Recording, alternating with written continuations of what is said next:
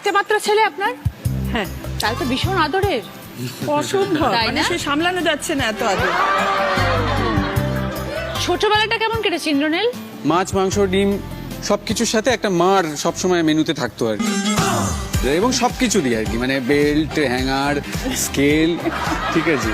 ছোটবেলাটা মোটামুটি বেশ খানিকটা মারের ওপর দিয়ে গেছে আর কি। খুব দুষ্টু তার মানে, বোঝাই যাচ্ছে শুনে। স্কুল কলেজ কোথায় করেছো ইন্দ্রনীল? স্কুল সেন্ট জেমসেস, আর কলেজ হচ্ছে সিটি কলেজ। আমি সিঙ্গার ছিলাম আগে, ও তো গান গাইতাম মেনলি আমার। Multi talented. হ্যাঁ, তারপরে আস্তে আস্তে সেখান থেকেই মেগা সিরিয়ালে পদক্ষেপ। এটা কত বছর হয়ে গেল তুমি অভিনয় করছো?